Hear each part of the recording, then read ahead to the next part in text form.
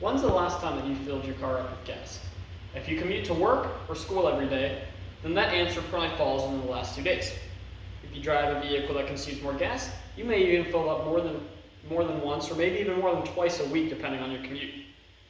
Now picture this. You're driving to work, you're running out of gas, you gotta fill up. Non-event. But here's the catch.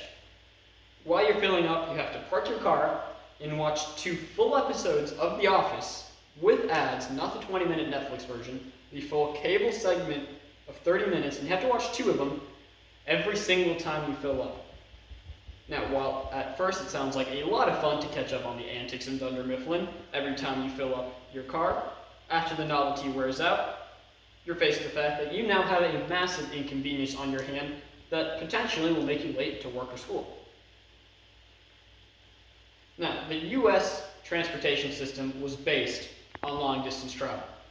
I can drive from here to New York, to LA, to Washington, and anywhere in between, wherever and whenever I want. What makes this possible is the massive system of gas stations scattered across the US. I drive, fill up gas, keep going, and in a small amount of time, I'm on my way. Electric vehicles provide a huge infrastructure concern because of this long-distance based transportation system we have.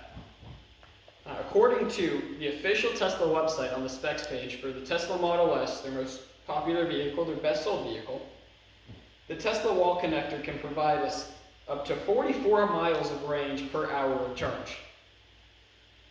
Now that's those 2 episodes of The Office, and you only get 44 miles out of it. 44 miles will get you maybe from Daytona to Orlando. And you have to charge your vehicle for an hour to go that distance. Now, how does that compare to, say, a gasoline vehicle? Well, there's actually a EPA law that governs that. The EPA Law 61 FR 33033, put in place in January of 1993 and still in place today, regulates gas stations to only be allowed to pump 10 gallons per minute. What does this mean? My Jeep Wrangler with a 17-gallon gas tank, I can fill up the tank in 1.7 minutes if I run it completely dry. Then I can drive another 250 miles and repeat the process. If I try to do that with an electric vehicle, every 250, 300 miles, I have to stop and charge for multiple hours to get that charge. Now some may say, well, Tesla has these new supercharge stations that can do it in less time. Well, that works great if you're going from service plaza to service plaza where they have these supercharge stations.